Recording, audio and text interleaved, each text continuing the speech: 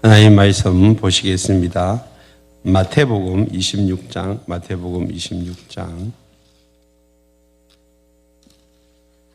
26절로 30절.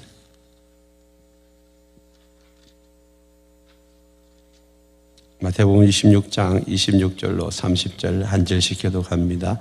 그들이 먹을 때에 예수께서 떡을 가지사 축복하시고 떼어 제자들에게 주시며 이르시되 받아서 먹으라, 이것은 내 몸이니라 하시고, 또 잔을 가지사 감사 기도하시고 그들에게 주시며 이르시되 너희가 다 이것을 마시라.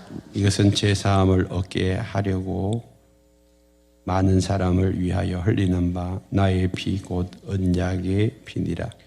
그러나 너희에게 이르노니 내가 포도나무에서 난 것을 이제부터 내 아버지의 나라에서 새 것으로 너희와 함께 마시는 날까지 마시지 아니하리라 하시니라. 합니다. 이에 그들이 찬미하고 감난산으로 나아가니라. 아멘. 오늘 이 말씀을 가지고 예수님의 몸과 피라는 제목으로 함께 말씀을 나누겠습니다. 우리 외쳐볼까요? 기도하면 하나님을 같이 합니다. 기도하면 됩니다. 하나님이 하십니다. 하나님을 믿습니다. 아멘.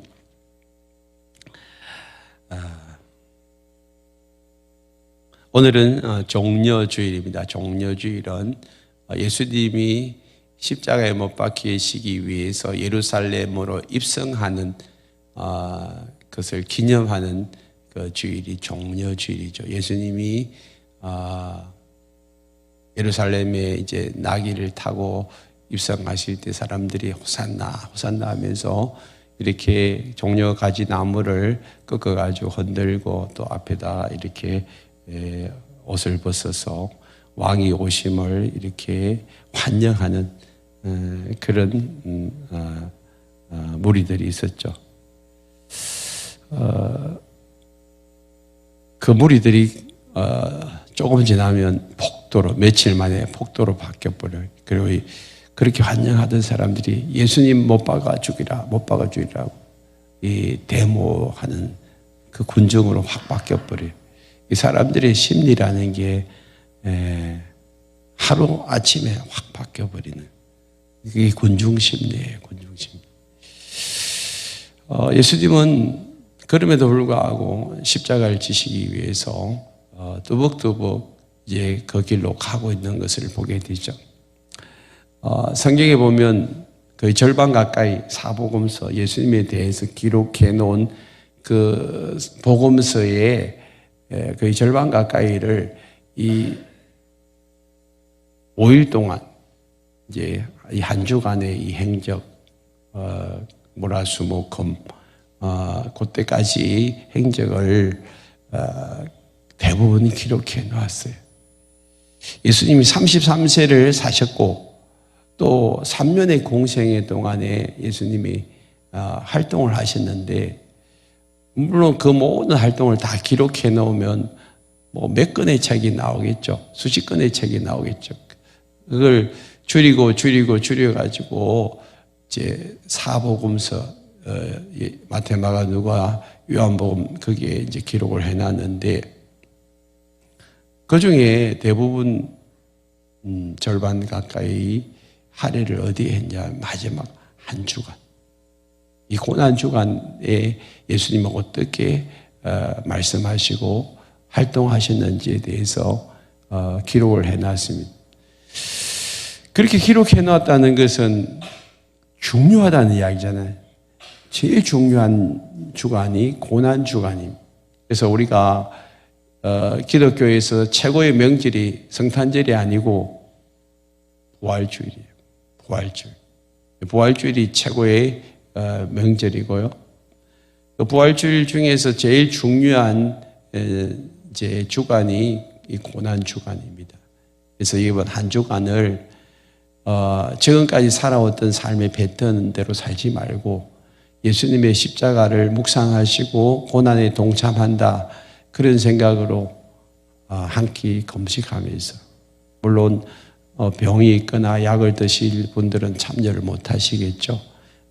그러나 할 수 있는 분들은, 건강하신 분들은 한 끼 정도 금식하시면서 이 고난을 주간을 경건하게 보내시고 미디어도 좀 자제하시고 TV, 영화, 오락 이런 것도 좀 자제하시고 그러면서 경건한 한 주를 그렇게 보냈으면 좋겠어요.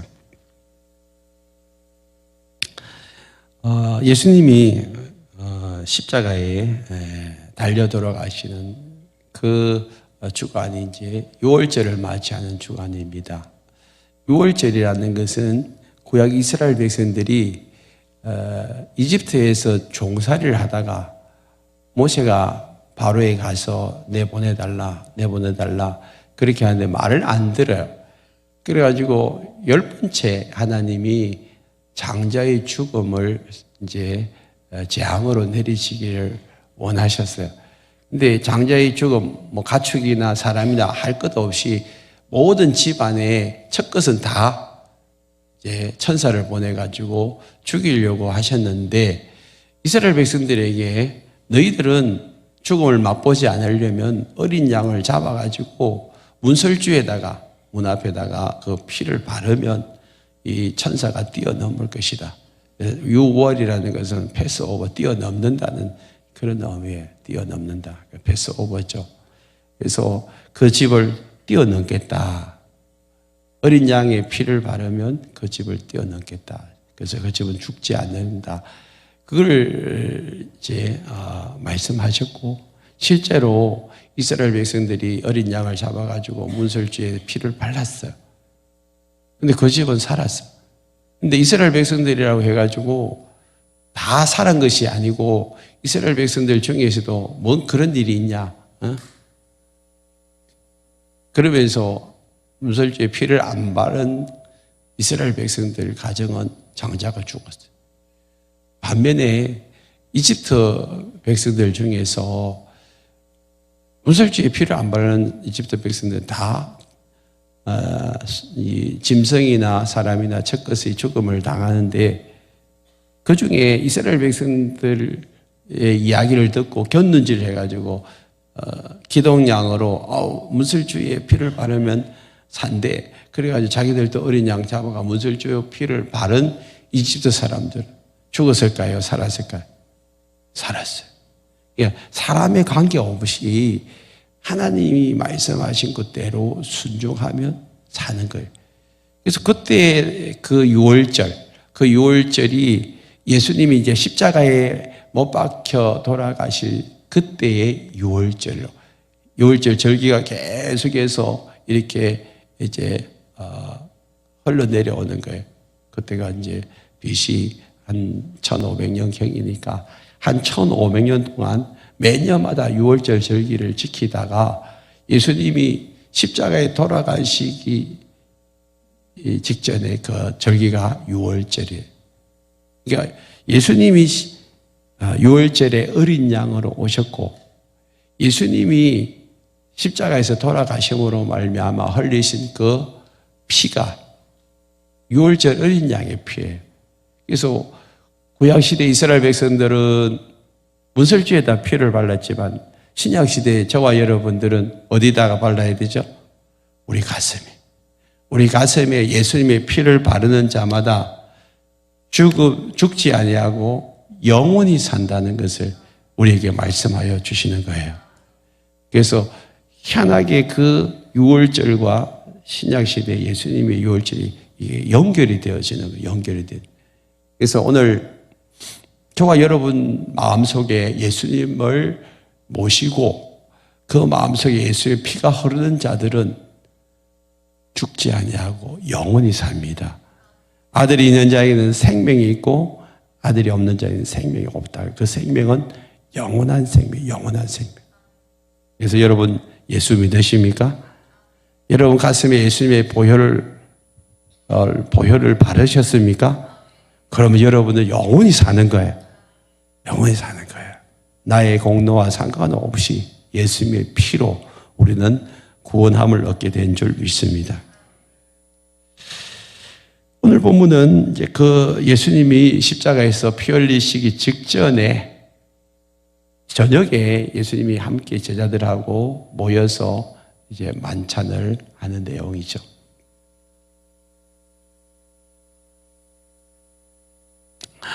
어제 여러분 이제 말씀을 마가복음을 묵상하신 분들은 예수님이 이제 만찬을 위해서 이렇게 준비를 해야 되는데 제자들에게 어느 집에 가서 이제 최후의 만찬을 준비하라니 제자들이 뜬금없이 예수님이 준비를 어느 집에 가서 준비를 할까요? 그렇게 물어봤잖아요. 그럴 때에 예수님이 제자들에게 물동이를 이고 가는 그 사람한테 가서 최후 만찬 우리가 그 식사하고 만찬하겠다고 하면 그 사람이 준비할 거라고 그렇게 말씀하셨어요. 진짜 제자들이 물동이 이거는 사람에게 가서 우리 예수님이 최후의 만찬을 준비하려고 하는데 좀 어떻게 도와줄 수 있냐니까 그 사람이 기꺼이 자기 집을 제공하고 그 집에서 만찬을 하게 된 거죠. 그래서 예수님이 필요할 때에 자기 집을 오픈하고 그 앞에 또 낙이 예수님이 종교 주일에 이제 낙이 타고 올 때도 너 거기 가면 낙이 새끼 있으니까 끌고 오라고 누가 물어보면 주가 쓰시겠다 하면 그냥 줄 거라고. 그래서 진짜 가니까 낙이 새끼 있었고 끌고 오려고 하니까 누가 뭐라 해요. 그래서 주가 쓰시겠다 그러니까 또 줘요. 참 기가 막히잖아요. 예수님이 순간순간마다 필요할 때는요, 필요한 사람들을 준비해 놓고 또 자기의 것을 내어드리는 그런 사람들을 통하여서 예수님은 일하시는 줄 믿습니다. 그래서 우리가 우리의 삶 속에서 때로는 뭐 예수님이 낙이 새끼 한번 타고 가져간 게 아니라 다시 돌려줬잖아요. 그 다음에 저희 만찬을 하는 그 장소도 예수님이 한번 사용하시고 다시 돌려줬잖아요. 하나님은 우리 것을 한번 사용하시기를 원하시는데 그냥 우리 것 달라고 하실 때 다 가져가시는 것이 아니라 한번 쓰시고 돌려주십니다. 그러니까 우리가 필요할 때 하나님 앞에 우리의 것들을 제공하고 드릴 수 있는 그런 믿음의 사람들 됐으면 좋겠습니다. 최후의 만찬에 이제 한 집을 빌려가지고 그 집에서 최후의 만찬을 하시면서 오늘 이 말씀을 하시는 거예요. 26절에 보니까 그들이 먹을 때에 예수께서 떡을 가지다 축복하시고 그랬어요. 예수님이 먹을 때에 예수께서 떡을 가지사 축복하신다는 이 이야기가 여러분 어디에 또 나올까요? 요한복음 6장에 보면 베세다 언덕에서 제자들과 함께 한 남자들이 한 5천 명, 여자들, 아이들까지 하면 한 2만 명 되는 사람들이 모였어요. 예수님 말씀 들으려고. 근데 저녁 때쯤 되니까 배가 고프니 사람들이 이제 가려고 할 때 예수님이 저들을 보시고 불쌍히 여기셔가지고 유대인들을 위해서 너 먹을 것 없냐? 사람들이 뭐 하려는지 잘 몰랐어요. 그래서 예수님 찾으시니까 그때 꼬마가 자기가 가져온 도시락을 예수님을 드리잖아요. 그게 보니까 물고기 2마리, 보리떡 5개가 있었어요. 그래서 예수님이 그걸 가지고 축복 기도를 하셨어요. 축복 기도. 근데 신기하게도 그 도시락이 5천 명을 남자들 5천 명 먹고 또 거기에 딸린 식구들까지 다 먹고 한 2만여 명 먹고도 12광주리가 남았대요. 자, 이런 이야기를 하면 이제 믿음이 없는 좀 믿음이 약하신 분들은 무슨 동화 같은 이야기를 하고 동화책에 나오는 이야기하고 똑같네. 그러니 나 성경을 못 읽겠다. 못 믿겠다. 그렇게 생각하시는 분들이 계세요. 근데 여러분, 우리가 사는 모든 것이 신비 아니에요. 여러분들이 남자하고 여자가 만나가지고 결혼을 하고 난 다음에 거기서 아이가 태어나요. 그거 설명할 수 있어요? 남자와 여자가 만나서 거기서 아이가 태어나는데 그 아이가 어떻게 만들어지고 어떻게 자라는지 그게 설명이 됩니까? 여러분, 생명을 창조하시는 분이 하나님이세요. 생명을 창조하시는 분이 몸들 못하시겠어요? 이 우주 만물을 누가 만드셨어요? 누가 만드셨어요? 여러분, 이게 고백이 안 되시면 신앙생활이 안 돼요. 창세기 1장 1절에 태초에 하나님이 천지를 창조하셨다. 요게 신앙 고백이 돼야 그 다음부터는 믿음이 생기는 거예요. 근데 이게 안 믿으시면 신앙생활에 입문도 안 되는 거예요. 입문, 그 문 안으로 들어올 수가 없어요. 그냥 바깥에서는 뺑뺑 도니까 이거 무슨 보리떡 5개 물고기 2마리로 5,000명을 동화책이지 이렇게 이제 생각이 되어지는 거예요. 근데 그 안으로 들어와 버리면 와우, 이런 세계가 있구나. 내가 모르는 놀라운 세계들이 열리는 거예요. 그게 예수님이 그 기적을 행하시고 이제 물고기 2마리, 보리 5개를 나눠주시는데 요한복음 6장 11절에 이렇게 말씀하고 있어요. 예수께서 떡을 가져 축사하신 후에 앉아 있는 자들에게 나누어 주시고 물고기도 그렇게 그들의 원대로 주시니라. 여러분, 우리 하나님은 째째하신 분이 아니라 풍성하신 분이십니다. 원대로 주시는, 원대로 주신. 우리 한국도 그렇잖아요. 뭐 밥을 하면 모자라게 안 하고 손님들 오면 좀 풍성하게 남는 것이 미덕이라고 생각하는데 예수님도 그랬어요. 예수님도 뭐 주실 때 그냥 모자라게 주시는 게 아니라 넘치도록 주셔가지고 넘치도록 요즘 우리가 원형 목장을 하는데 이제 집집마다 이제 우리 목자 되실 분들 집에서 밥을 하는데 다 넘치게 하셔가지고 뭐 남은 것들은 또 그냥 필요한 사람들 조금씩 싸주기도 하고 그러는데 예수님도 그랬어요. 원대로 다 주셨어요. 근데 그러고 난 다음에 이제 사람들이 예수님을 막 왕으로 삼아가지고 예수님을 붙들면 먹을 게 해결된다고 할 때 예수님이 도망가 버렸어요. 그리고 하시는 말씀이 나 이런 거 하러 온 거 아니다. 니네들 밥 밀려고 온 게 아니다. 밥 밀려고 온 게. 그게 목적이 아니라니. 목장하는 것이 밥 물러 모이는 거 아니거든요. 좀 잘 안 먹어도 돼요. 중요한 것은 이거예요. 6장 33절에 이제 제자들이 이제 다 가고 난 다음에 물어봤어요. 왜 이 일을 하셨습니까? 물어볼 때에 6장 33절에 하나님의 떡은 하늘에서 내려 세상에 생명을 주는 것이다. 이 말씀을 하시고 35절에 보면 예수께서 이르시되 나는 생명의 떡이니 내게 오는 자는 결코 줄이지 아니할 터요 나를 믿는 자는 영원히 목마르지 아니하리라. 이 말씀 하시고 난 다음에 예수님이 수고하고 무거운 짐진 자들아 다 내게로 오라. 내가 너희를 쉬게 하리라. 그런 말씀이 나와요. 우리가 예수님이 지금 뭘 말씀하시고자 하면 예수님이 이 땅에서 생명의 떡이라는 사실을 말씀하시기 원한 거예요. 그래서 예수님에게 오면 줄이지 않는다는 이 줄임은 무슨 줄임일까요? 영혼의 줄임이에요. 영혼의 갈급함. 이 땅 가운데 사시는 많은 분들이 지금 육신의 배고픔 때문에 힘들어하는 사람 많이 없어요. 대부분 해결이 돼요. 근데 이렇게 많이 힘들어하시는 분들이 더 많아지고 있는 이유는 뭘까요? 내 영혼의 갈급함 때문에. 영혼이 굶주리기 때문에. 영혼의 만족함이 없기 때문에.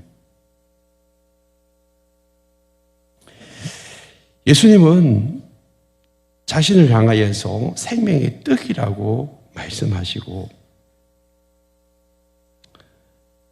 6장 51절에 이렇게 말씀합니다. 나는 하늘에서 내려온 살아있는 떡이니 사람이 이 떡을 먹으면 영생하리라. 내가 줄 떡은 곧 세상의 생명을 위한 내 살이니라 하시니라. 점점 아리송한 이야기를 하고 있는 거예요. 오병이어의 기적을 해놓고 사람들이 이제 다 왕을 삼으려고 하니까 도망을 가시고 그 다음에 다 흩어지고 난 다음에 제자들이 와서 무슨 말씀을 하시려고 이런 기적을 베풀으시냐고 물어보니까 나는 내가 생명의 떡이고 이 떡을 먹으면 영생할 것이고 또 이 떡은 내가 세상의 생명을 위한 내 살이다 그랬어요. 지금 베세다 들판에서 쫓아다니던 예수님의 제자들이 이 말씀을 이해했을까요? 못했을까요? 제가 볼 때는 이해 못했을 거예요. 지금 예수님이 십자가 지는 것도 말리고 십자가 지지도 말라고 하는 그런 제자들인데 어떻게 예수님이 이 떡은 곧 나를 말하는 것이고 이것은 생명을 위한 내 살이라고 이야기하는 그게 여러분 지금 최후 만찬을 하는 예수님이 26절을 보세요. 26절에 보면 그들이 먹을 때에 예수께서 떡을 가지사 축복하시고 그 다음에 떼어 제자들에게 주시며 이르시되 받아서 먹어라 이것은 내 몸이니라. 예수님이 지금 몇 년 지나가지고 그 전에 오병이의 기적을 행하고 난 다음에 이제 몇 년 지나고 난 다음에 최후의 3년째 되고 난 다음에 최후의 만찬하면서 떡을 떼어가 축복하시고 뭐라고 하면 받아 먹어라 이건 내 몸이다 그렇게 말하는 거 하고 지금 몇 년 전에 이제 그 오병이의 기적을 행할 때 그때 말씀하고 똑같은 거예요. 그 제자들이 지금 몇 년 전에 이 말씀을 하실 때 이해를 못하고 그냥 그 말씀을 그냥 그대로 들은 거죠. 여러분들이 말씀을 읽거나 설교를 들을 때 100% 이해를 못해도 괜찮아요. 예수님이 하신 말씀을 제자들이 다 이해를 못했어요. 그래서 때로는 몰래 와가지고 좀 가르쳐 달라고 이야기하죠. 그러니까 여러분들이 오늘 말씀을 들을 때에 나는 목사님 100% 못 알아듣겠습니다. 괜찮아요. 그 중에 여러분 알아들을 수 있을 만큼만 들으시면 돼요. 여러분 식사하실 때 반찬 다 드시지 않잖아요. 먹고 싶은 것만 드시잖아요. 그러니까 설교 시간에 100% 못 알아들어도 하나님이 알아듣게 하실 때가 있습니다. 그냥 들리는 대로 받아 드시면 돼요. 그래서 받아서 먹는 거예요. 근데 58절에 보세요. 요한복음 6장 58절에 보면 이것은 하늘에서 내려온 떡이니 조상들이 먹고도 죽은 그것과 같이 아니하여 이 떡을 먹는 자는 영원히 살리라. 이런 떡을 먹었으면 좋겠죠. 떡 한 번 먹고 밥 한 번 먹고 이제 더 이상 밥 안 하면 얼마나 좋겠어요. 우리 주부들이 룰을 알라겠죠. 이런 밥을 팔면 아마 대박이 날 거예요. 그죠? 장사가 되고. 예수님은 이 떡을 먹으면 영원히 산다고 했어요. 그러면 이 떡은 무슨 떡일까요? 이 떡이 뭐라 했어요? 예수님이라 예수님. 예수님을 먹으면 영원히 산다 그랬어요. 그럼 여기서 먹는다는 말은 어떤 의미일까요? 예수님을 마음속에 영접하는 사람. 예수님을 마음속에 영접하는 사람은 영원히 산다. 그리고 예수님을 마음속에 있는 사람은 생명이 있고 예수님 마음속에 없으면 생명이 없다.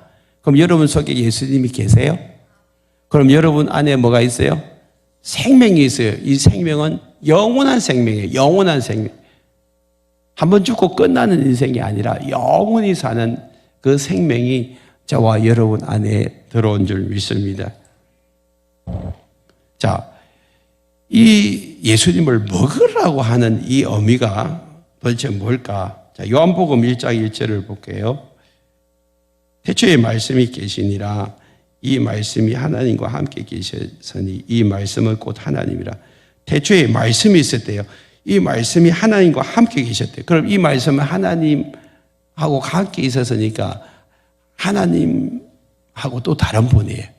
근데 이분이 곧 하나님이래. 그럼 이분이 누구일까요? 예수님이에요. 이 로고스. 예수님이 말씀이거든요. 말씀. 그러면 오늘 신약 시대에서 예수님을 먹는다는 의미가 뭘까요? 말씀을 먹는다. 말씀은 생명의 떡이에요. 생명의 떡. 우리가 일상에서 식사하듯이 우리에게 말씀이신 예수님을 먹는다는 것은 매일매일 하나님의 말씀을 먹는 거예요. 먹는 거. 그래야 내 영혼이 사는 것입니다. 하나님의 말씀은 생명의 양식이에요. 생명의 양식. 그래서 우리 하나님의 말씀을 먹지 아니하면 내 영혼이 살아요, 죽어요?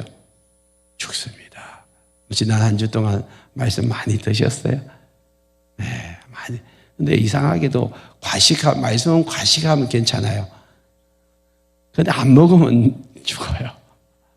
말씀을 드셔야 돼요. 말씀 매일매일 나누셔가지고 말씀을 드셔야 돼요. 그래서 우리가 오늘 떡을 오늘 받을 때에 말씀이신 예수님을 기억하시고요. 한번 오늘 성찬식으로 끝내지 마시고 말씀이신 예수님을 매일매일 삶 속에서 드셔야 돼요. 그러려면 어떻게 해야 되죠? 하나님의 말씀을 매일매일 읽고 묵상하십시오. 그것이 하나님의 말씀을 먹는 거예요. 먹는 거예요. 자, 그러면 하나님의 말씀이 예수님이 하나님의 말씀이라면 그걸 먹으라고 하잖아요. 그리고 28절을 볼게요. 28절. 이것은 곧 제 사함을 얻게 하려고 많은 사람을 위하여 흘리는 바 나의 피 곧 언약의 피니라. 여기 보니까 뭐 하려고 예수님이 십자가에서 피를 흘리셨어요? 제사함이에요. 제사함. 예수님이 흘리시는 그 피로 말미암아 우리가 제사함을 얻는데 이 죄라는 존재는 하나님과 우리 사이의 관계를 단절시켜버려요. 그래서 하나님과 우리 사이에 벽이 생기는 이유는 뭐 때문일까요? 죄 때문이에요. 그래서 여러분들과 하나님과의 관계가 끊어졌다가 예수님으로 말미암아 다시 이어졌는데 그 끊어지는 이유가 뭘까요? 죄예요, 죄. 창세기 3장에서 죄가 들어오니까 아담과 하와와 하나님과 관계가 끊어지고 에덴 동산에서 쫓겨나잖아요. 단절이 일어나잖아요. 그 죄 때문에. 부부 사이도 좋게 지내다가 관계가 단절되는 이유가 뭘까요? 죄가 들어와서 그래요. 죄가 들어. 그런데 예수님이 이 십자가에서 피를 흘려 말미암아 이 죄 사함을 얻게 하신다. 그래서 과거의 모든 죄를 예수님이 다 십자가의 피로 깨끗하게 씻어주시고 용서해 주시고 없애주신다. 그 말씀을 하고 계시는 거예요. 요한일서 1장 7절에서도 이렇게 말씀하고 있습니다. 그가 빛 가운데 계신 것 같이 우리도 빛 가운데 행하면 우리가 서로 사귐이 있고 그 아들 예수의 피가 우리를 모든 죄에서 깨끗하게 하실 것이요. 그 아들 예수의 피가 우리를 모든 죄에서 모든 죄. 그래서 여러분 예수님의 피로 씻어내지 못할 죄가 있다 없다? 없어요. 강력한 초강력 락스보다 더 강력한 것이 바로 예수의 피. 그래서 여러분 찌든 때를 없애기 위해서 얼마나 여러분 세게 락스나 뭐 이런 다른 것들을 묻혀가지고 그 벗겨내려고 애를 쓰세요. 그래서 잘 안 되는 게 있잖아요. 근데 이 세상에서 여러분들이 지난날에 지었던 어떤 죄라 할지라도, 어떤 상처라도, 어떤 아픔이라도, 어떤 뿌리라 할지라도 예수의 피, 그 피로 말미암아 모든 것이 씻김 받는다는 사실을 믿으시길 바랍니다. 나의 죄를 씻기는 예수의 피밖에, 나의 죄를 씻기는 예수의 피밖에 없네. 할렐루야. 여러분 이것을 믿으시나요? 그래서 예수의 피로 말미암아 우리의 과거의 모든 죄도 씻김 받았고, 여전히 우리 속에 있는 죄성으로 말미암아 우리는 죄를 또 짓고 있어요. 뻗댄단 말이에요. 하나님 앞에서, 말씀 앞에서. 그러면서 내가 하기 싫으면 안 하고. 그런 죄들이 여전히 우리 안에 있어야 없어요? 그 역시도 예수의 피로 씻으면 용서함을 받는 줄 믿습니다. 여러분, 예수님의 말씀, 하나님의 말씀에 순종하는 것이 복입니다. 맨날 뻗대다가 또 용서받고 뻗대다 용서받고 그러다가 언제 세월 다 가버리는 거예요. 이제 순종하고 그냥 따라가 보세요. 그러면요, 용서받는 것이 아니라 계속해서 우리의 삶에 하나님의 복, 하나님이 축복을 우리 가운데 열어주신 줄 믿습니다. 그러니까 이제 순종은 하나님의 축복의 통로인 줄 믿으시길 바랍니다. 또 한 가지는 뭐냐면 여기 많은 사람을 위하여 흘리는 바 나의 피 곧 어떤 피라고요? 언약의 피. 이 언약이라는 것은요, 계약을 이야기하는 것입니다. 계약. 그래서 강한 자가 약한 자와 함께 이 약속이나 계약을 맺는 것이 언약인데, 우리나라가 수백 년 동안 중국의 속국으로 살아오면서 중국에 많은 공양을 했어요. 뭐 음식물이나 이런 뭐 쌀이나 이런 것뿐만 아니라 여자들도 막 공양하고 참 중국이 나쁜 짓을 많이 했죠. 강하니까 약한 자들을 약속으로 그냥 집어 삼키려고 했어요. 근데 여러분, 우리가 살아가면서 여러분, 강한 자가 약한 자를 위해서 언약을 맺자 해놓고 자기 것을 다 주는 그런 강한 사람이 있나요? 절대 그렇지 않아요. 강한 자들은 약한 것들을 어떻게든 뺏으려고 하고 차지하려고 해요. 그런데 강하신 분이 약한 자를 위해서 생명까지 다 주면서 뭐든지 다 주겠다고 해요. 그런 언약은 맺을만 하잖아요. 누가 그렇게 하셨어요? 하나님이 우리하고 언약을 맺으실 때에 그 모든 것을 가지신 하나님이 우리를 위해서 모든 것을 주시려고 언약을 맺자고 한 거예요. 그래서 자기의 아들 예수 그리스도를 우리를 위해서 희생제물로 드리시고, 그리고 내가 아들을 줬는데 내가 너희를 위해서 뭘 더 아끼겠냐, 그러면서 계속해서 우리에게 언약을 맺은 거예요. 그게 바로 하나님과의 언약이고, 그 언약을 기록해 놓은 책이 성경책이에요.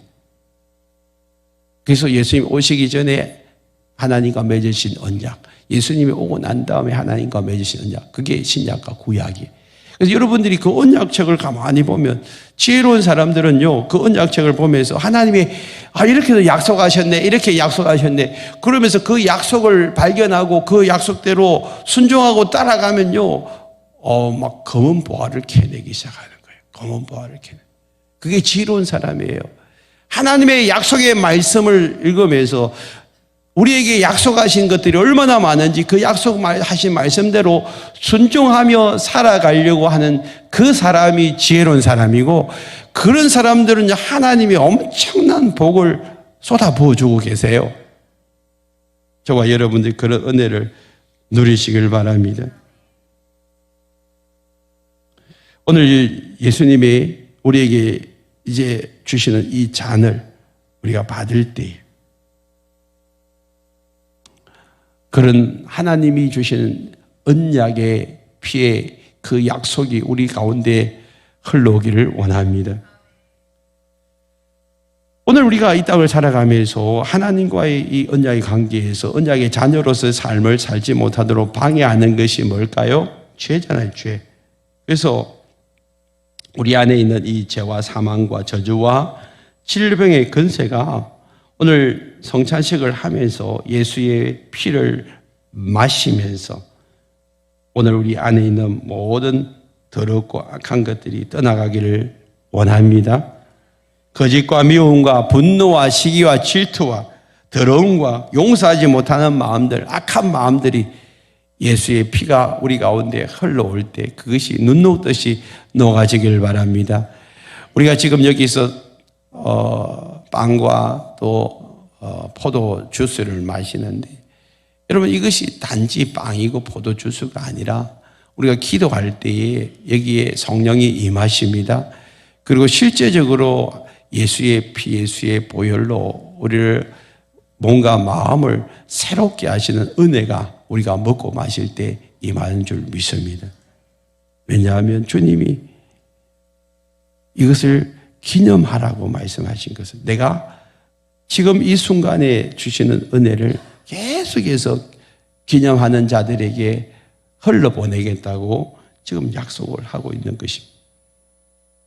이 성찬식을 참여하는 모든 자들에게 주시는 은혜가 갈라디아서 2장 20절의 은혜입니다.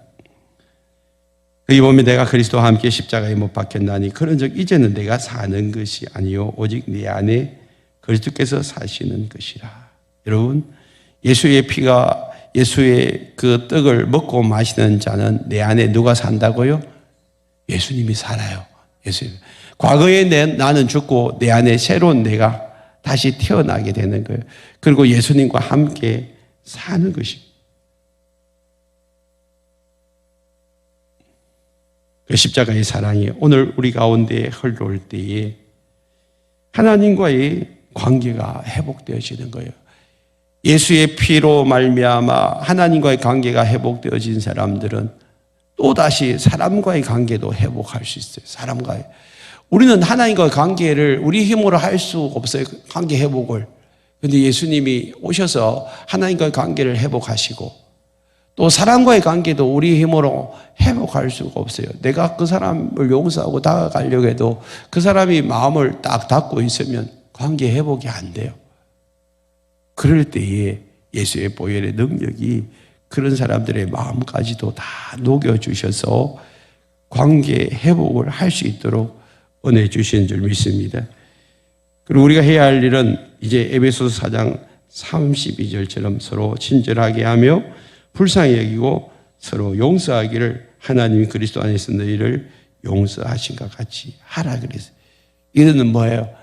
하나님이 우리를 용서하신 것처럼 너희들도 서로 친절하고 불쌍히 여기고 용서하는 마음을 내가 주겠다고 하는 거예요. 주겠다. 그래서 우리에게 이 성찬 예식을 통하여서 우리 마음속에서도 이제 다른 사람들을 불쌍히 여기고 용서하는 마음이 우리 안에 흘러넘치기를 바랍니다. 그러기 위해서 예수님이 또 하시고자 하시는 것이 있어요. 이게 히브리서 9장 14절인데 개역 개정에서는 이렇게 말씀하고 있습니다. 하물며 영원하신 성령으로 말미암아 흠없는 자기를 하나님께 드린 그리스도의 피가 어찌 너희 양심을 죽은 행실에서 깨끗하게 하고 살아계신 하나님을 섬기게 하지 못하겠느냐. 이게 확 안 닿아와요. 이 구절이 확 와닿지 않는데 조금 더 쉽게 번역한 성경이 새 번역이에요. 이렇게 번역하고 있습니다. 하물며 영원한 성령을 힘입어 자기 몸을 흠없는 제물로 삼아 하나님께 바친 그리스도. 이게 자기 몸을 하나님께 바친 예수님의 피야말로 더욱더 우리들의 양심을 어떻게 한다고요? 깨끗하게 해서 우리들의 양심이 뭐예요? 어진 마음이 양심이에요. 어질 양자니까 어진 마음. 좋은 마음, 깨끗한 마음. 하나님이 우리가 태어날 때에 피부만 깨끗하게 해서 어린아이 피부로 태어나게 하시는 것이 아니라 우리의 마음도 양심을 주셨어요. 마음의 양심. 깨끗한 마음, 멋진 마음, 좋은 마음. 그 양심이 자라면서 사람 때문에, 환경 때문에 더럽혀지는 거예요. 물론 자기 자신 때문에도 더럽혀지는 거예요. 그렇게 더럽혀진 이 마음을 어떻게 한다고? 예수의 피로 말미암아 어떻게 한다고? 깨끗하게 하시, 깨끗하게. 그래서 우리로 하여금 죽은 행실에서 떠나 살아계신 하나님을 섬기게 하지 않겠느냐? 왜 우리가 죽은 행실, 그게 더럽고 악한 행실을 하냐 말이에요. 우리의 양심이 더럽혀져서 그래요. 하나님을 왜 안 섬깁니까? 우리의 양심이 더럽혀져서 그래요. 그래서 우리 양심을 깨끗하게 하는 데 있어서 가장 중요한 것이 뭘까요? 예수의 피. 십자가에서 자기 몸을 드린 그 예수의 피야말로 우리의 양심을 깨끗하게 하는 줄 믿습니다. 이 방법 말고는 없어요. 이 방법 말고는 하나님을 섬길 수 있는 방법이 없어요. 그러니까 사람들이 예수를 안 믿고는 하나님을 안 섬기는 거잖아요. 그러면 우리가 어떻게 해야 되죠? 요한일서 1장 9절을 볼까요? 만일 우리가 우리 죄를 자백하면, 이 자백이라는 것은 내가 죄인이라는 것을 동의하는 거예요. 하나님 앞에 내가 그런 죄인입니다 라는 것을 동의하면 하나님은 미쁘시고 오로사 우리 죄를 용서해 주시고 우리 모든 불의에서 우리를 어떻게 하신다고요? 깨끗하게. 우리 양심도 우리의 지난 날의 모든 죄도 다 깨끗하게 씻어주신다고 말씀하십니다. 그래서 여러분 오늘 혹시 내 마음속에 꺼리낌이 있으면 낱낱이 주님 앞에 고백하십시오. 그러면 하나님과의 관계가 회복되어지고 사람들과의 관계도 회복되어지는 것입니다. 그럼 막혀있는 문들이 열려지죠. 거기서 행복이 오는 거예요. 모든 불행이요, 관계가 단절돼서 그래요. 관계가 막혀서 그래요. 그러나 관계가 풀어지기 시작하면 상처도 치유되고 모든 죄책감으로부터 자유함에 누릴 수 있는 거예요. 그리고 행복과 기쁨이 거기서 찾아오는 것입니다. 이번 또 고난 주간을 지나면서 지금 여러분 마음에 묶여있고 닫혀있고 눌려있는 것들이 다 풀어지고 해결되는 역사가 일어나기를 바랍니다. 우리 함께 찬양할까요?